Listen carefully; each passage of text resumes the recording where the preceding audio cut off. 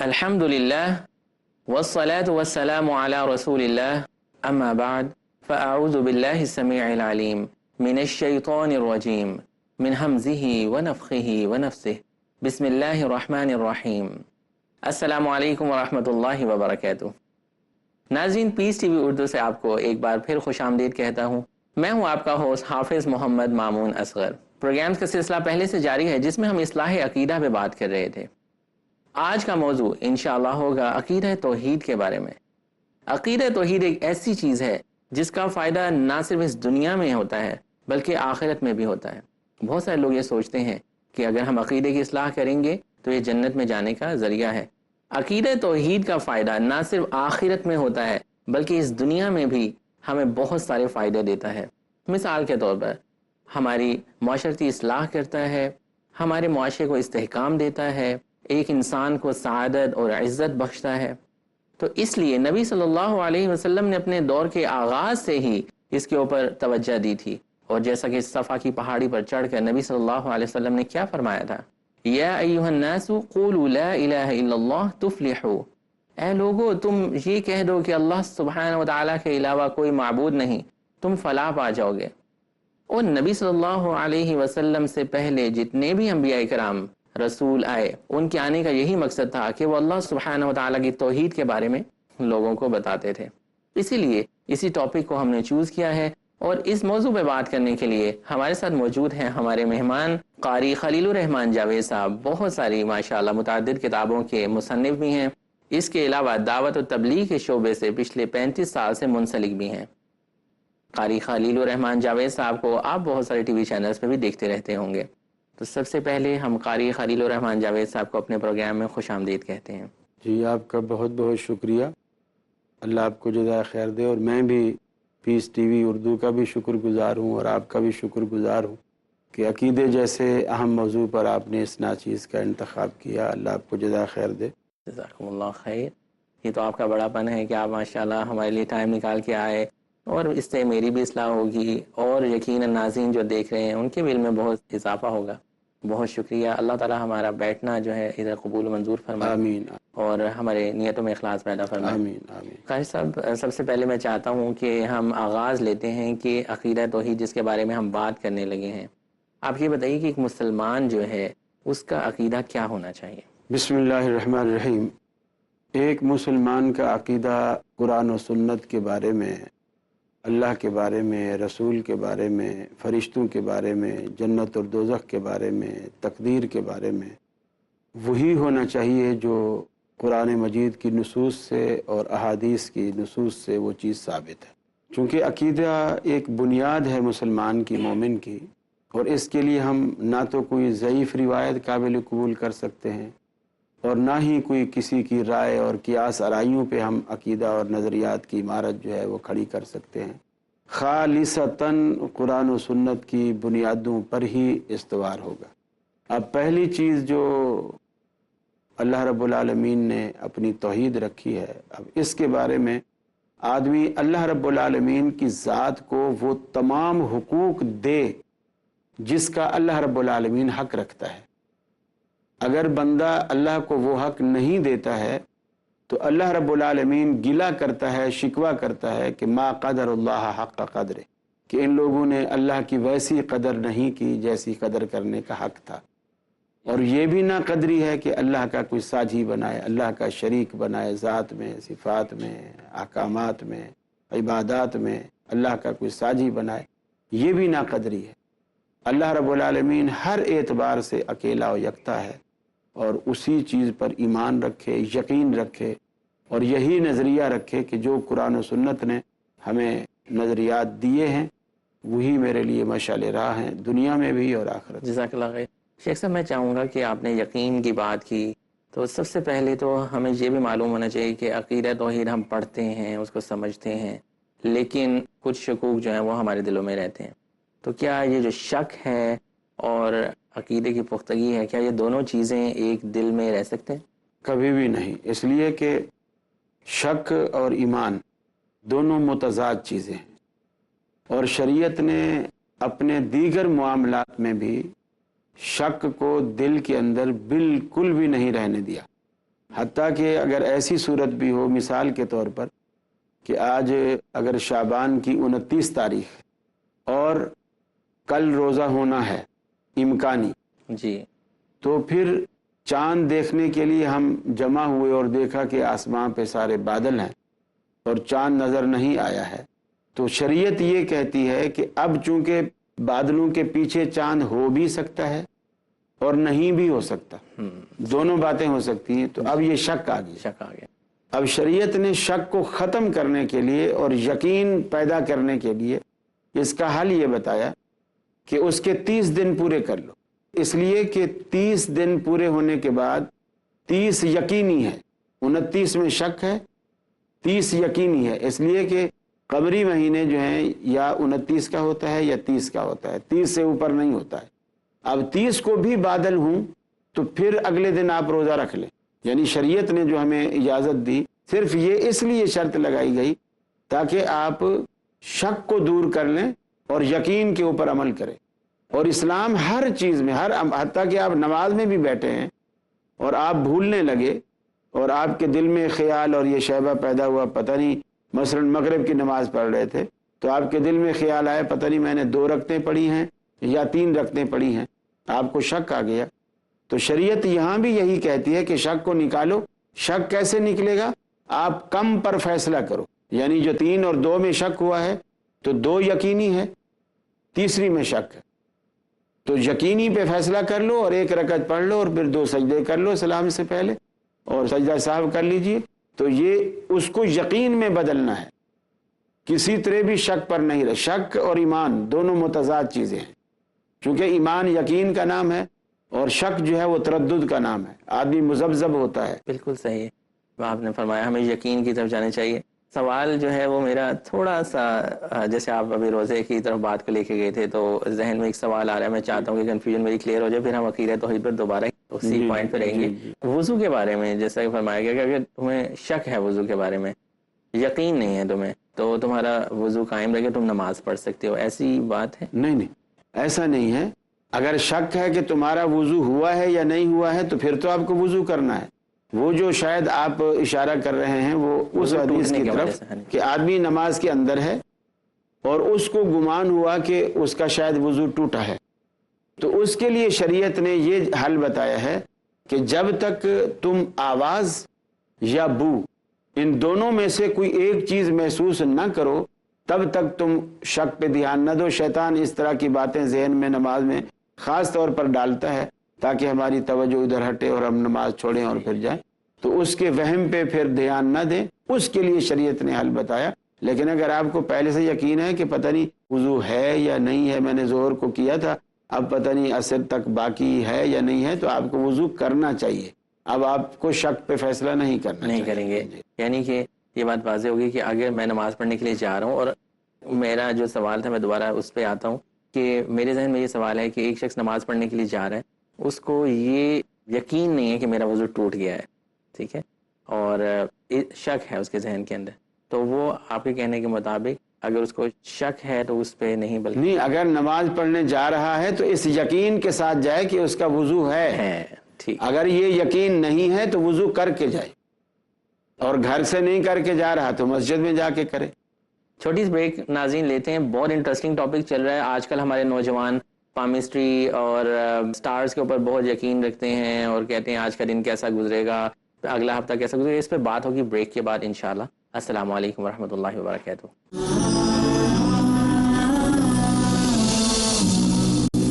السلام علیکم ورحمۃ اللہ وبرکاتہ۔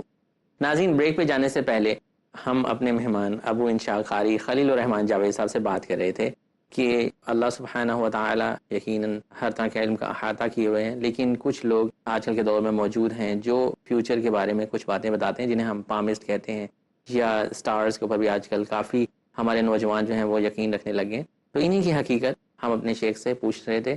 شیخ صاحب، آپ گفتگو کو ادھر سے ہی جاری رکھیے گا، آپ نے بتایا کہ قسمت تو ان کی بھی لکھی ہوتی ہے جن کے ہاتھ نہیں ہوتے، ادھر سے گفتگو کا آغاز آگے کیجیے۔ جی، دوسری بات یہ ہے کہ نبی کریم صلی اللہ علیہ وسلم نے فرمایا اگر کوئی شخص کسی کاہن کے پاس جاتا ہے اور وہ ان سے چاہے وہ طوطے والی پرچی لوگ اٹھواتے ہیں جی اور چاہے وہ ہاتھ دکھاتے ہیں، پھر وہ جو کچھ بتاتے ہیں وہ ان کی باتوں پر یقین کرتے ہیں کہ یہ سچ ہے، تو فرمایا جو شخص کسی کاہن کے پاس گیا اور اس کی بات پہ یقین کیا تو اس نے اس دین کا اور اس شریعت کا یا اس کتاب کا اس نے انکار کر دیا جو محمد صلی اللہ علیہ وسلم پر اللہ نے نازل کی ہے۔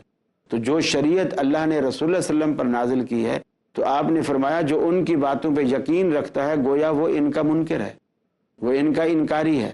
تو یہ کوئی معمولی نہیں، بہت بڑا جرم ہے کہ نبی کریم صلی اللہ علیہ وسلم پر نازل ہونے والی شریعت کا ہی آدمی انکار کر دے۔ البتہ ایک ہوتا ہے قیافہ۔ قیافہ یہ ہوتا ہے کہ آپ نے اپنے تجربے کی بنیاد پر کسی چیز سے بھانپ لیا کہ یہ ایسا ہے۔ جیسے حضرت عمر رضی اللہ تعالیٰ عنہ کے دور خلافت میں ایک کیس آیا اور کسی پر الزام لگایا گیا اور وہ زنا کا الزام لگایا گیا، اور جس نے زنا کا الزام لگایا اس نے ثبوت کے طور پر بھی ایک ایسا کپڑا پیش کیا جس میں مادہ تولید لگا ہوا تھا، یعنی وہ لگا کے اور انہوں نے اس کو پیش کیا۔ سیدنا علی المرتضیٰ رضی اللہ تعالیٰ عنہ بھی اس مجلس میں موجود تھے، حضرت عمر کا دور خلافت ہے۔ تو حضرت عمر نے اس کو یہی سمجھا جو لوگوں نے کہا، حضرت علی رضی اللہ تعالیٰ عنہ نے کہا کہ نہیں، میرا قیافہ کہتا ہے کہ یہ بات غلط ہے، یہ وہ چیز نہیں ہے جسے جو نام دے کر پیش کیا جا رہا ہے۔ چنانچہ انہوں نے کیا کیا، انہوں نے ایک گرم پانی منگوایا اور کھولتا ہوا گرم پانی کپڑے کے اس حصے پر جہاں پہ وہ غلاظت لگی تھی اس حصے پر پانی ڈالنا شروع کیا۔ جب پانی ڈالا تو وہ چیز بجائے پگھلنے اور دھلنے کے اور جمنا اور پکنا شروع ہو گئی جیسے۔ تو سیدنا علی المرتضیٰ رضی اللہ تعالیٰ عنہ نے کہا کہ یہ وہ مادہ نہیں ہے بلکہ یہ انڈے کی سفیدی ہے۔ یہ ہے قیافہ، کہ آپ اپنے تجربے کی بنیاد پر کسی چیز کو بھانپتے ہیں اور پرکھتے ہیں۔ تو یہ منع نہیں ہے اسلام میں، یہ چیز منع نہیں ہے، لیکن یہ کہ ہاتھ کی لکیروں میں مستقبل آپ کا چھپا ہے، ماضی چھپا ہے، آپ کی نیک بختی بدبختی سب اس کے اندر چھپی ہے، شادیاں اس کے اندر کتنی لکھی ہوئی ہیں، حتیٰ کہ زندگی کے سال کتنے باقی ہیں اور کتنے گزر چکے ہیں، یہ چیزیں ساری غلط۔ میں یہ پوچھنا چاہتا ہوں کہ کچھ ایسے لوگ بھی ہوتے ہیں، سمجھ لیں گے جعلی پیر آپ ان کو کہہ لیں یا جو بھی کہہ رہے ہیں، جو لوگوں کو گمراہ کرتے ہیں، آپ ان کے پاس جائیں تو وہ آپ کو پوری آپ کی ڈیٹیل بتا دیتے ہیں، شجر نسب بتا دیتے ہیں، آپ کے والد کا نام یہ ہے، والدہ یہ ہیں، آپ کا چھوٹا بچہ یہ کرتا ہے، آپ پچھلے دنوں آپ کے ساتھ یہ حادثہ ہوا، ساری آپ کی ہسٹری کھول کے آپ کے سامنے رکھ دیتے ہیں۔ اور خواتین اسپیشلی جو ان کے پاس جاتی ہیں علاج کروانے کے لیے مختلف مسائل کے لیے، تو وہ کہتی ہیں یہ تو بہت پہنچا ہوا بندہ ہے۔ ایسے لوگ کہاں سے معلومات لے لیتے ہیں؟ کیونکہ آپ نے بتایا کہ ٹھیک ہے جاننا، فیوچر کے بارے میں جاننا، ہم اس کو کہہ دیتے ہیں کہ پامسٹری سب کچھ غلط ہے، ان لوگوں کے پاس معلومات کہاں سے آتی ہے؟ دیکھیے قرآن مجید نے اتنی وضاحت سے کہا کہ ان الشیاطین لیوحون الی اولیائہم، کہ یہ جو شیاطین ہیں یہ اپنے دوستوں کو وحی کرتے ہیں، جیسے اللہ رب العالمین اپنے نبیوں کو وحی کرتا ہے، اسی طرح شیطان اپنے دوستوں کو، یہ جادوگر کاہن جتنے لوگ ہیں یہ سب شیطان کے دوست ہیں، شیطان ان کو وحی کرتا ہے۔ حدیث میں آتا ہے ہر بندے کے ساتھ، جیسے ہمارے ساتھ 2 فرشتے ہیں اور ایک حمزاد، ہر بندے کے ساتھ اللہ رب العالمین نے لگا دیا ہے۔ حمزاد جو ہے وہ جنات میں سے ہوتا ہے، یہ آپ نے اکثر دیکھا ہوگا زندگی میں، کبھی ہمارے دل کے ایسے سوچ میں فکر میں 2 پارٹ ایسے ہو جاتے ہیں کہ ایک دل کہتا ہے کہ میں یہ کام کروں اور ایک دل کہتا ہے کہ یہ کام نہ کروں، اور آدمی کنفیوز ہوتا ہے اور بڑی شش و پنج کا شکار ہوتا ہے کہ میں کروں تو کیا کروں۔ تو اس وقت نبی کریم صلی اللہ علیہ وسلم نے فرمایا وہ حمزاد اور فرشتے کی جنگ ہوتی ہے جو ہمارے سوچ پر فکر پر اثر انداز ہو رہی ہوتی ہے، کہ اگر وہ کام اچھا ہوتا ہے تو فرشتہ ہمیں مشورہ دے رہا ہوتا ہے کہ یہ کام کر لے، اور شیطان روک رہا ہوتا ہے کہ یہ کام نہ کر، اور اگر کام برا ہوتا ہے تو شیطان مشورہ دے رہا ہوتا ہے کہ یہ کام کر لے اور فرشتہ روک رہا ہوتا ہے کہ یہ کام نہ کر، تو انسان اس وقت کنفیوز ہوتا ہے۔ صحابہ نے پوچھا یا رسول اللہ صلی اللہ علیہ وسلم کیا آپ کے ساتھ بھی حمزاد ہے؟ آپ نے فرمایا ہاں میرے ساتھ بھی حمزاد ہے۔ کہ کیا آپ کو بھی وہ حکم ایسا دیتا ہے؟ آپ نے فرمایا کہ اس نے کوشش تو بڑی کی لیکن میرے آگے اس نے ہتھیار ڈال دیے ہیں، اب مجھے وہ حکم نہیں کرتا بلکہ اب وہ کرتا ہے جو میں اسے کہتا ہوں۔ میرے آگے اس نے ہتھیار ڈال دیے اور اپنی شکست اس نے مان لی۔ ظاہر بات ہے نبی کریم صلی اللہ علیہ وسلم کا ایمان اور آپ کا تقوی اور آپ کا زہد اور اللہ رب العالمین کا قرب وہ اس پائے کا تھا کہ وہاں اس حمزاد کا بس نہیں چلا، اس نے ہتھیار ڈال دیے۔ اور ہم جیسے جو نہ اتنا تقوی ہے، نہ وہ علم ہے، نہ وہ عمل ہے، تو ہم پر حاوی ہو جاتا ہے۔ جی سوال کی طرف دوبارہ، میں نے آپ سے یہ پوچھا تھا کہ کچھ ایسے جعلی پیر ایسے لوگ ہیں جو آپ کو ساری آپ کی معلومات دے دیتے ہیں، آپ بتا رہے تھے کہ اصل بات یہ تھی کہ شیطان اپنے دوستوں کو وحی کرتا ہے، یعنی وہ بتاتا ہے، حدیث میں آتا ہے اس میں سے ایک وہ سچ کوئی بات ملا لیتا ہے اور 10 باتیں جھوٹی ملا کر وہ ان کو بتا دیتا ہے۔ اب یہ عمل ہوتا کیسے ہے اس کا میں نے بتایا کہ وہ جو حمزاد ہر بندے کے ساتھ لگا ہوا ہے، یہ حمزاد ہمارے بچپن سے ہمارے ساتھ ہے، ہمارے بچپن سے ہمارے ساتھ، جب سے ہم پیدا ہوئے ہیں، جب سے ہم پیدا ہوئے، یہ ہمارے بارے میں ساری معلومات رکھتا ہے اور سب اس کو پتہ ہے، اس کا نام کیا ہے، اس کے ابا کا کیا نام ہے، دادا کا کیا نام ہے، کہاں پیدا ہوا، کہاں پڑھا، کہاں بڑا ہوا اور آج دبئی کیوں آیا ہے، یہ سب کچھ اس کو پتہ ہے۔ اب جو پیر بنا بیٹھا ہے اس کے پاس بھی حمزاد ہے، تو کچھ لوگ ایسے علم کے ذریعے، جبکہ شرعاً وہ بھی ممنوع ہے کہ آپ حمزاد کو یا جنات کو اپنے تابع کریں، یہ بھی منع ہے، کیونکہ رسول اکرم صلی اللہ علیہ وسلم نے فرمایا تھا کہ میں نے اس شیطان کو پکڑ لیا تھا جو نماز میں بار بار آتا تھا، مجھے آگے تنگ کرتا تھا، اور میں نے اس کو پکڑ لیا اور دل نے چاہا کہ اس کو مدینے کے جو مسجد ہے اس کے پلر کے ساتھ ستون کے ساتھ باندھ دوں اور صبح مدینے کے بچے آئیں گے اور اس کے ساتھ کھیلیں گے۔ تو پھر مجھے سلیمان علیہ السلام کی دعا یاد آئی کہ انہوں نے دعا کی تھی کہ یا اللہ یہ جو مجھے تو نے قوت اور طاقت اور یہ شان دی ہے، یہ میرے بعد کسی اور کو نہ دینا، یعنی ان کے جن بھی تابع تھے اور ساری چیزیں تابع تھی، پرند وغیرہ بھی۔ تو پھر اللہ رب العالمین کے پیغمبر کی یہ دعا یاد کر کے میں نے اس کو چھوڑ دیا۔ تو نبی کریم صلی اللہ علیہ وسلم کے فرمانے کا مقصد یہ ہے کہ وہ شیاطین اس کو جانتے ہیں، جو بھی جس کا حمزاد ہے اس کی پوری ہسٹری اس کے سامنے ہے۔ پیر صاحب کا حمزاد جو پیر صاحب کے تابع ہے اور اس نے اس کو تابع کیا ہوا ہے، وہ اس کے ذریعے میرے حمزاد سے ملتا ہے، یعنی اس کا حمزاد میرے حمزاد سے ملے گا، وہ بھی جن ہے یہ بھی جن ہے اور دونوں شیطان ہیں۔ وہ حمزاد اس حمزاد سے پوچھے گا اس کا نام کیا ہے اور یہ یہاں کیوں آیا ہے، کیا کرنے آیا ہے، تو وہ یہ والا حمزاد اس کو بتائے گا۔ حدیث میں بخاری شریف میں آتا ہے نبی کریم صلی اللہ علیہ وسلم کو خبر دی گئی، حضرت عبداللہ بن عمر رضی اللہ تعالیٰ عنہ اس کو روایت کرتے ہیں، ابن سیاد نامی ایک لڑکا تھا، تقریباً لڑکا میں اس لیے کہہ رہا ہوں کہ تقریباً اس وقت اس کی کوئی 12-13 سال اس کی ایج ہوگی، 12-13 سال کی عمر کا وہ لڑکا تھا، یعنی جوانی کی طرف یا جوانی کی حدوں کو چھونے والا تھا یا چھو رہا تھا، مدینے میں تھا، ابن سیاد اس کا نام تھا، ویسے صاف بھی اس کا نام حدیث میں آیا ہے اور ابن سیاد اس کی کنیت۔ تو ابن سیاد جو ہے اس کے بارے میں رسول اللہ صلی اللہ علیہ وسلم کو صحابہ نے اطلاع کی کہ یا رسول اللہ وہ ایک ہے، ہمیں ایسے لگتا ہے کہ باتوں سے کہ جیسے یہ دجال ہے، اچھا جیسے یہی دجال ہے۔ تو آپ صلی اللہ علیہ وسلم بھی اس کے پاس گئے، حضرت عمر آپ کے ساتھ تھے، کچھ اور صحابہ بھی تھے، آپ وہاں گئے تو آپ نے اس کو، وہ بچوں کے ساتھ، کوئی پہاڑی علاقہ تھا اس کے اندر بچوں کے ساتھ وہ کھیل رہا تھا، آپ صلی اللہ علیہ وسلم گئے، اس کی پیٹھ تھی رسول اللہ صلی اللہ علیہ وسلم کی طرف، آپ نے اس کی پیٹھ پہ ایسے، کندھے پہ یا پیٹھ پہ ایسے ہاتھ مارا، وہ متوجہ ہوا، آپ نے اپنا تعارف کروایا اور اسے کہا کہ کیا تو گواہی دیتا ہے کہ میں اللہ کا رسول ہوں؟ تو اس نے کہا میں گواہی دیتا ہوں کہ آپ امیوں کے رسول ہیں، یعنی ان پڑھوں کے رسول ہیں، یعنی اس نے یہ نہیں کہا کہ میں گواہی دیتا ہوں کہ آپ اللہ کے رسول ہیں، یعنی میرا یہ یقین اور ایمان ہے، اس نے اپنا رسول تسلیم نہیں کیا کہ میں گواہی دیتا ہوں کہ آپ امیوں کے رسول ہیں۔ آپ صلی اللہ علیہ وسلم نے اس سے یہ جب پوچھا تو آپ نے فرمایا میں تو رسول ہوں، اس میں تو کوئی شک والی بات نہیں۔ تو اب اس نے جب یہ جواب دے دیا تو اس نے رسول اللہ صلی اللہ علیہ وسلم سے پوچھا کہ کیا آپ ایمان لاتے ہیں کہ میں اللہ کا رسول ہوں؟ اس شخص نے، وہ ابن سیاد نے۔ تو آپ صلی اللہ علیہ وسلم نے کہا کہ اللہ رب العالمین نے جو تجھے ذلیل کیا ہے اور وہ تو ذلیل ہی رہے گا، میں تو یہی گواہی دیتا ہوں کہ میں اللہ کا رسول ہوں اور اللہ میرا سچا رب ہے، میں اس کا سچا رسول ہوں، تیری رسالت کی گواہی تو میں نہیں دیتا ہوں۔ پھر اس شخص سے رسول اللہ صلی اللہ علیہ وسلم نے ایک سوال کیا، کیونکہ صحابہ کرام نے آپ کو ایسی بات بتائی تھی کہ یہ ابن سیاد جو ہے یہ کچھ چھپی باتیں، غیب کی باتیں، اس طرح کی باتیں، خبریں دیتا ہے۔